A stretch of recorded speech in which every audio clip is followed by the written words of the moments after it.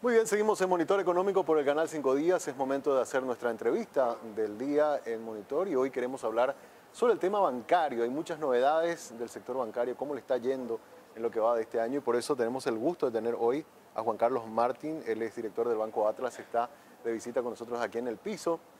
¿A quién le saludo? ¿Cómo te va, director? Muy Hola buenos días. Samuel, un gusto estar contigo, un saludo a la audiencia. Le comentaba, hablábamos antes de entrar al aire de que hablamos muchísimas veces por radio, pero por primera vez estamos así presencialmente, por suerte, para poder hablar aquí en el programa. La verdad que la última vez que hablamos yo estaba en el campo. Estabas en el campo, ¿cierto? Con un sonido de fondo distinto a lo que hoy se escucha. Así mismo, así mismo.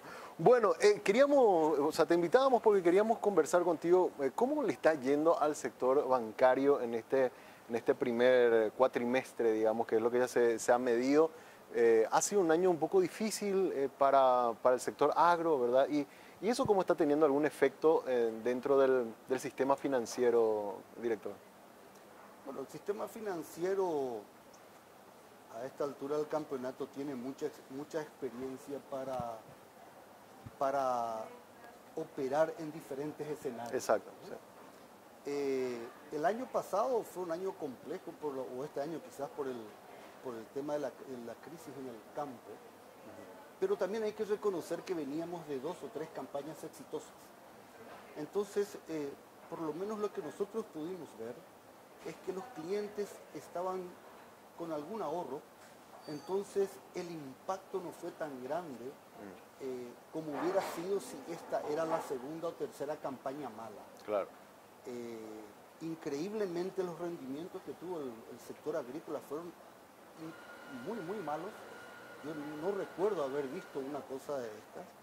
Sin embargo, nosotros en el banco no hemos sentido esa crisis, digamos, que se dio en la producción en cuanto a pedidos de reestructuración o de refinanciación.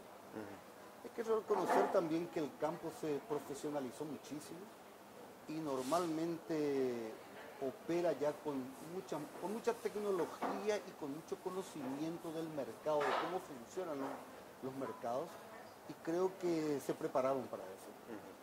Se han preparado. Y ahí te quería hacer una consulta que me llamó un poco la atención. Indicadores financieros del Banco Central publicaba la semana pasada los datos y mostraban 2 cuadros que a mí me llamó mucho la atención. Por un lado, por el lado del crédito veíamos un crecimiento interanual del 10%, pero sí un bajón importante por el lado de los depósitos. Esta caída por el lado de los depósitos está un poco en línea con los menores ingresos por exportación hay otros efectos que están generando esta caída en los depósitos, director. En nuestro caso se vio claramente lo que te decía al principio. Los depósitos son los ahorros de los clientes. Claro. En el sector agrícola se notó claramente una caída de esos depósitos porque justamente son los fondos que fueron invertidos en la campaña actual, digamos, o para pagar las deudas que tenían, entonces utilizaron sus reservas. Además, el sistema estaba muy líquido. Venimos de varios años de alta liquidez, entonces creo que fue la oportunidad de utilizar esos recursos.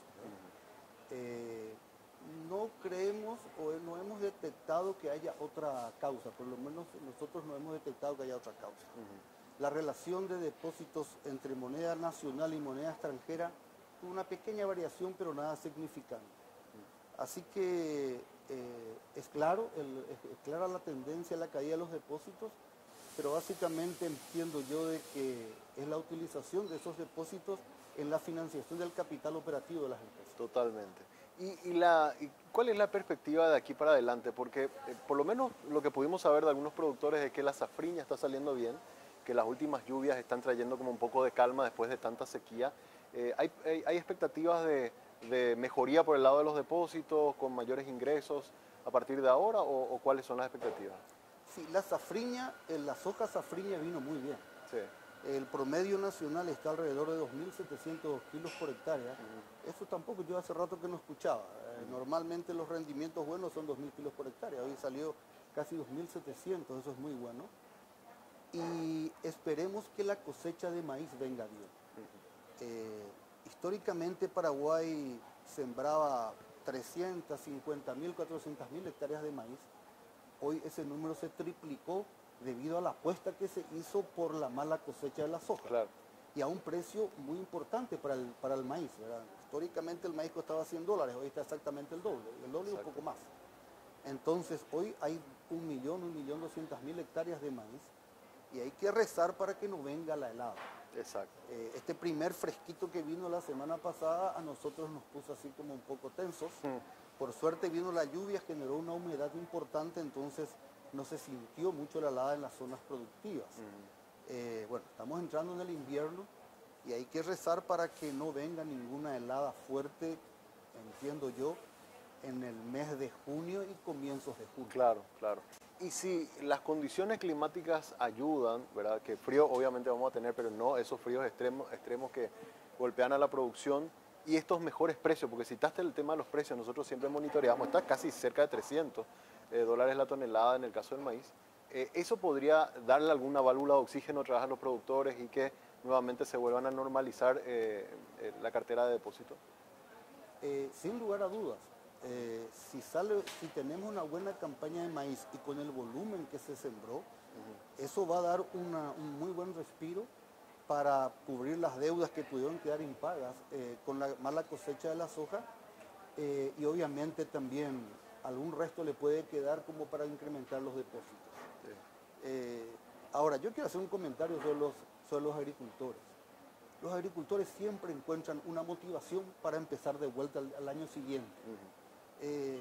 Nosotros que siempre recorremos el campo, nos damos cuenta de que el agricultor, por más mal que le venga, aparentemente es lo único que saben hacer. Entonces para el año que viene se vuelven a preparar, con un poco más o un poco menos, pero vuelven a hacer. Y ya hemos visto que en un periodo X de tiempo siempre se esperan cosechas buenas y cosechas malas. Claro. Hay que en ese periodo de tiempo haya pocas cosechas malas, es la idea, ¿verdad? Claro. Pero siempre hay alguna. Totalmente. ¿Y este bajón que vimos en la cartera responde directamente a la cuestión agrícola o habría algún otro factor también, director? Yo no puedo hablar de todo el sistema porque no conozco. En el caso nuestro hemos detectado de que la disminución de depósitos o el poco incremento, realmente claro. No es que disminuyeron. No, claro. Como decimos claramente, la cartera de crédito analizado interanualmente tuvo un crecimiento de 12-13%. Sí. 12-13%. Y los depósitos 2 o 3%. 2%, exacto. Nosotros manejamos estos números de acuerdo a la moneda.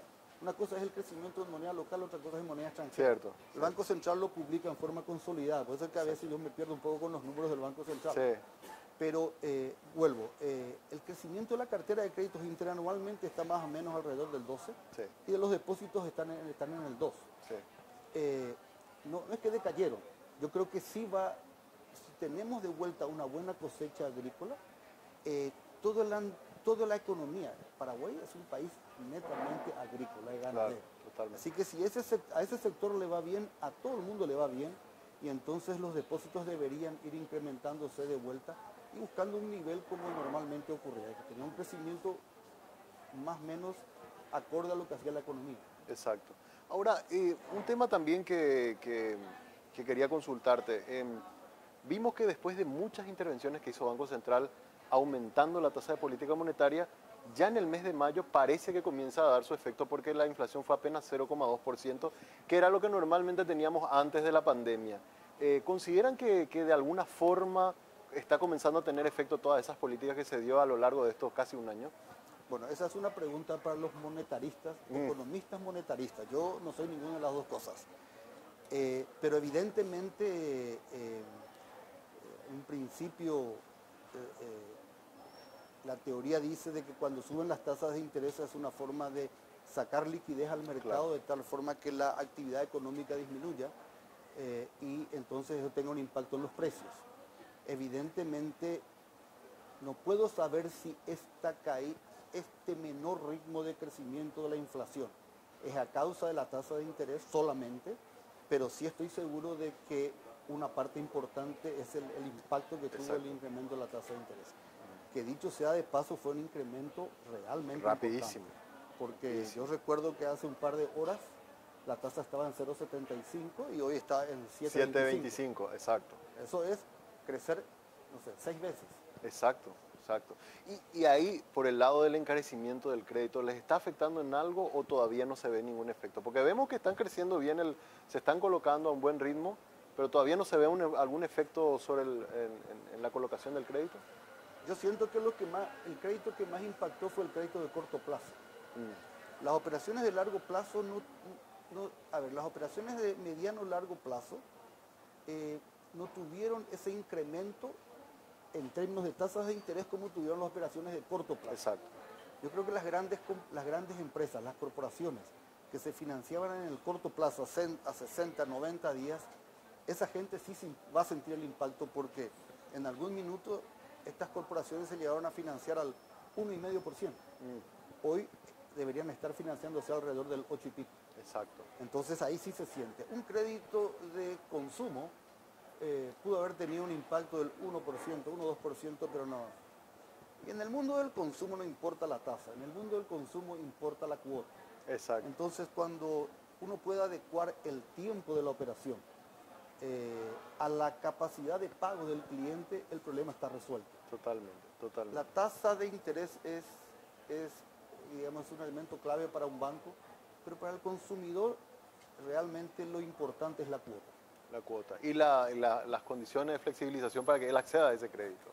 Claro, ese es otro gran tema. Yo creo que hemos avanzado bastante en términos de flexibilización. Faltan algunas cuestiones, pero hoy uno puede abrir una cuenta en un banco mostrando su cédula. Sí. Y nada más, no sé, uno tiene acceso a algo.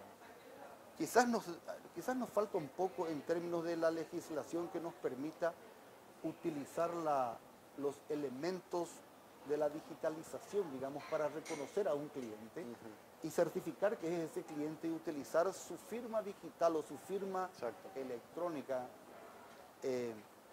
o el PIN, digamos, como un elemento que le obligue a la persona. Yo creo que eso va a ayudar muchísimo a incorporar a una gran masa de clientes al sistema financiero.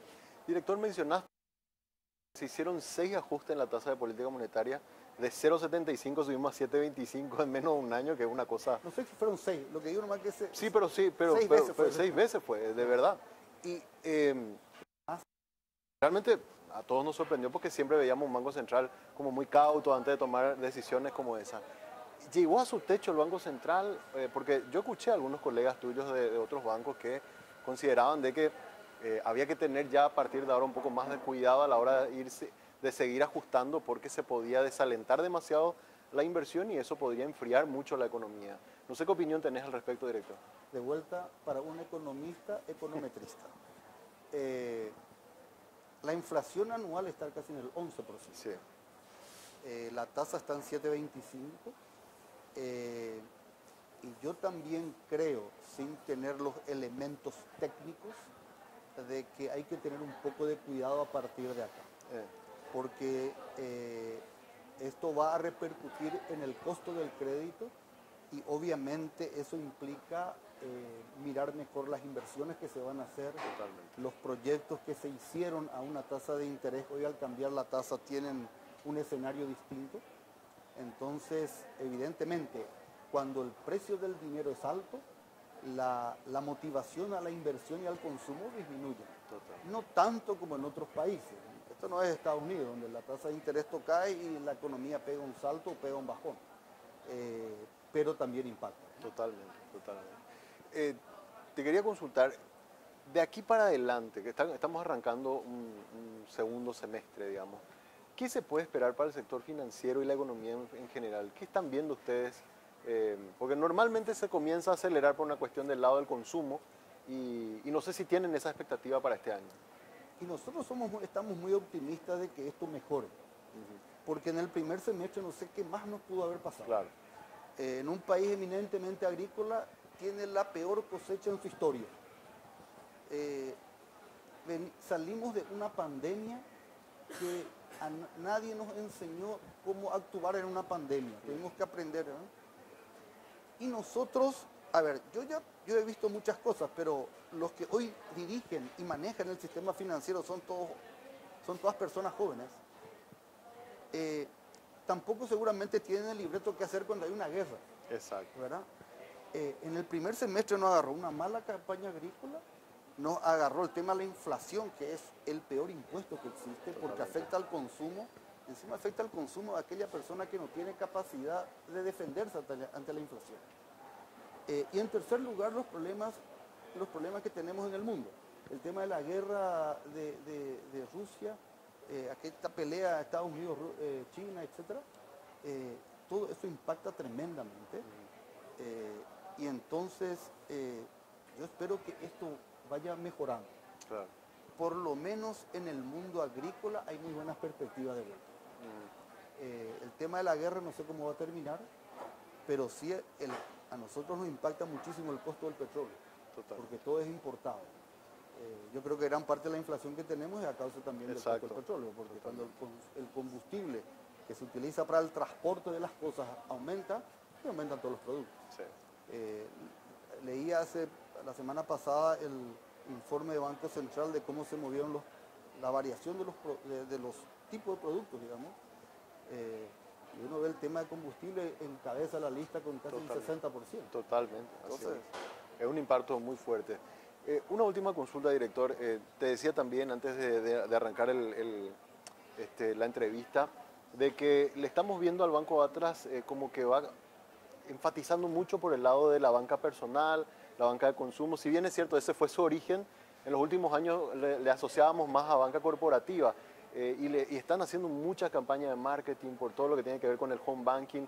Están como ampliando un poco el espectro de trabajo o de mirada, digamos, que tiene el banco en el mercado en los últimos 2 años, por lo menos. sí, nuestro sueño de toda la vida fue ser un banco de personas. Banca de personas.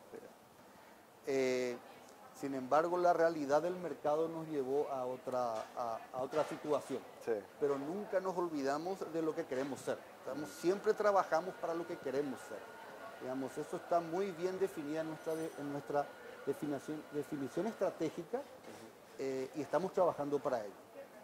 El Banco Atlas nace de la financiera Atlas, que era una entidad netamente, que operaba netamente el mercado de consumo. Exacto. Posteriormente nos convertimos a banco, ahí obviamente cambiamos la estrategia y después tuvimos la oportunidad de hacer una fusión con el Banco Integración, que era un banco totalmente corporativo, y ahí nos metimos de lleno al mundo corporativo. Hoy día la cartera corporativa del banco es más grande que la cartera de personas. Claro. Pero estamos trabajando fuertemente para que la cartera corporativa sea de igual tamaño que la cartera de banca de personas. Totalmente. Así que, mientras tanto, es un sueño, pero estamos trabajando todos los días para llegar a eso. Así mismo, y le vimos muy activo, incluso en eventos, en espectáculos, en eventos sociales. O sea, evidentemente el banco está haciendo un giro, una apuesta muy fuerte a ese mercado. Así mismo, hicimos una apuesta fuerte y lo vamos a seguir haciendo. Nuestro objetivo, como te decía, es tener el 50% de la cartera del banco en el segmento de las personas y el 50% en el segmento de las empresas. Totalmente. Director, muchas gracias por su visita, realmente un gusto poder conversar con usted y gracias por darnos también su perspectiva de cómo está la economía y el sector financiero. No, gracias a vos por la invitación, fue un gusto conversar contigo y a las órdenes. Muchas gracias. Juan Carlos Martí, director del Banco Atlas, visitándonos hoy aquí en Monitor Económico. Hacemos una pausa, a la vuelta seguimos con más del programa.